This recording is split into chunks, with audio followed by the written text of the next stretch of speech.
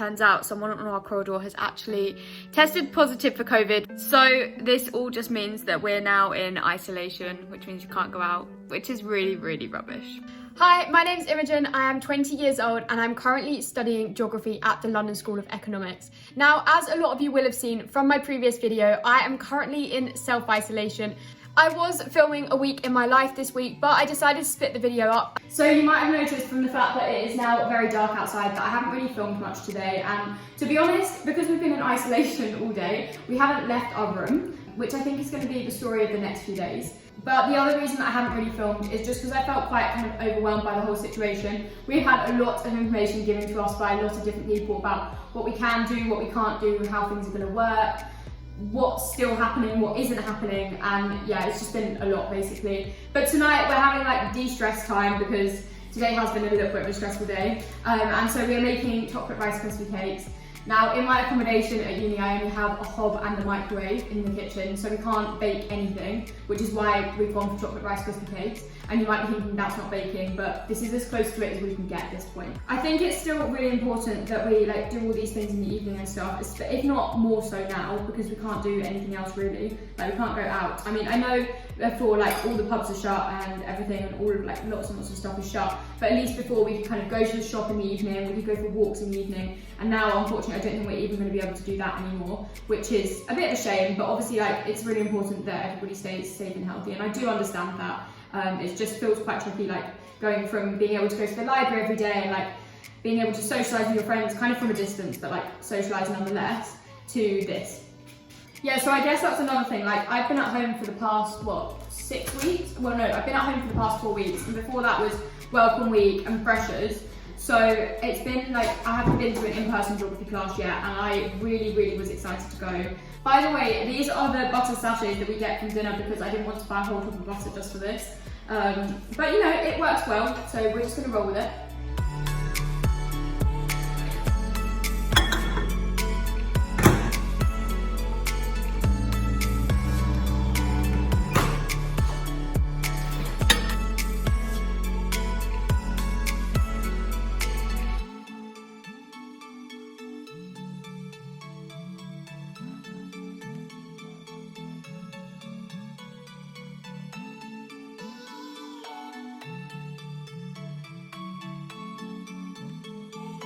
So here are our finished chocolate crispy cakes. I'm really happy with how they turned out actually.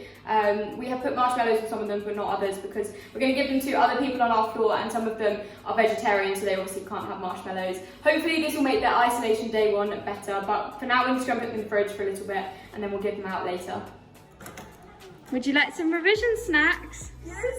Revision? Work snacks? I don't know. Here you are. It is snack time. How's day one of isolation been?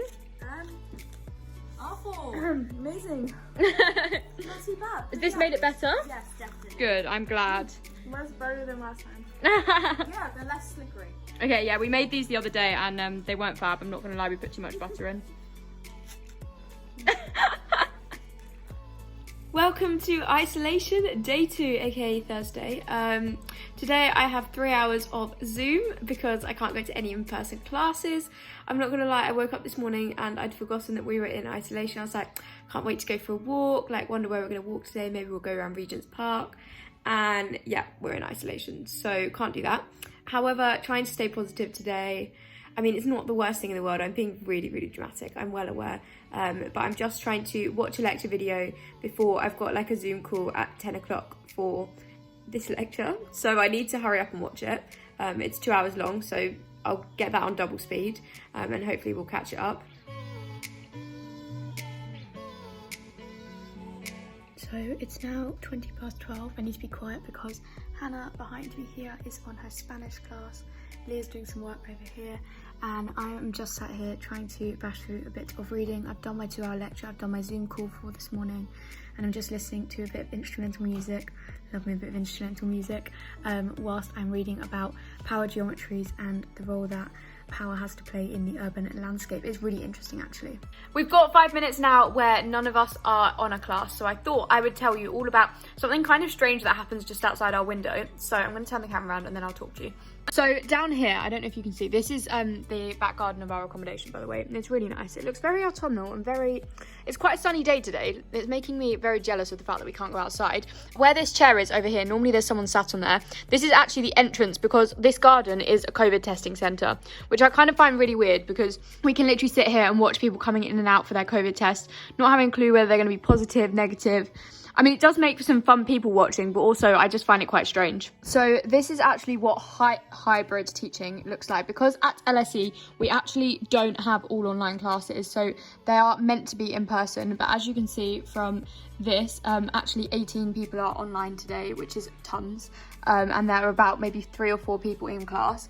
So this is the little view that we get of class. This is our class teacher, and these are all the people in class. This little person over here is the class moderator. So they check the chat box, and when anybody on Zoom puts something in the chat box, then they can like flag it up in the classroom, which is really helpful.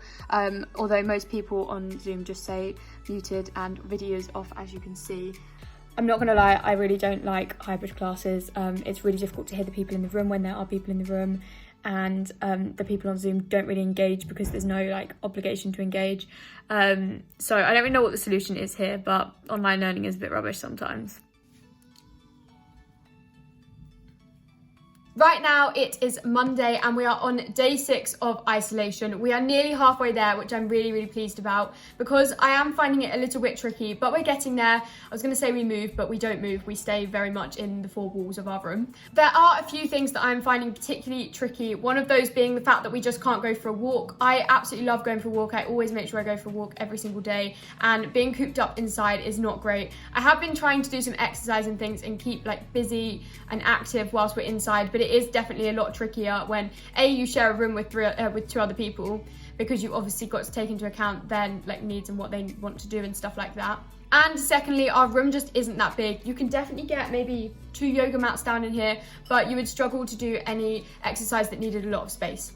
The second thing that I'm finding a little bit tricky, and I know this is true of all 3 of us in our room, is the roommate situation. It is so nice to have people to talk to before you go to bed, and just people that you can have a chat with at any time of the day. But on the flip side of that, we, between us, have about 5 to 6 hours of Zoom a day. And obviously when I'm on Zoom, I need the other 2 in my room to be quiet. And likewise, when they're doing a Zoom call, we need to be quiet just so that they can get their classes done and they can engage in their classes. However, this means that we end up basically turning our room into a library for 5 or 6 hours a day, and that can be a little bit tricky because I can't necessarily just FaceTime my friends. Like the other day I wanted to FaceTime my grandma, which was fine, but my other 2 roommates were working, so I ended up having to go and FaceTime my grandma in the bathroom, and that's just the downsides of not having your own space, I guess. But the benefits of it, I have found, particularly in isolation, definitely outweigh the downsides. Finally, the only other thing that I'm finding tricky is the fact that we can't go out to Lidl. I'm getting massive withdrawal symptoms from Lidl and Pret, because obviously like we do get food delivered, and I think I'll put some clips in now of what the food is like that we get from here, and it is okay, but it's very carbohydrate heavy, and normally that would be absolutely fine because we can just go to the shops and like I can get myself fresh food for lunchtime. But at the moment I'm living off stuff that's in packets because it lasts longer, and obviously therefore it's better for self-isolation. I really don't want this video just to turn into me complaining, because self-isolation is necessary. It might not be the most fun thing in the world, but I do understand why we're doing it. But I'm hoping that by sharing my experiences of self-isolation, it will seem a little bit less daunting if you end up in self-isolation, or a little bit less lonely. That being said, the benefits of self-isolation are hopefully that I will be able to get more content out for you guys because I have less other things to do. And I'm saving time each day by not having to walk to uni and back, which at this moment I am plugging into my YouTube channel. I hope this video has given you a little bit of an insight into what self-isolation life in London is like. And wherever you are in the world, please do stay safe and well. I will see you next time with a new video. Bye!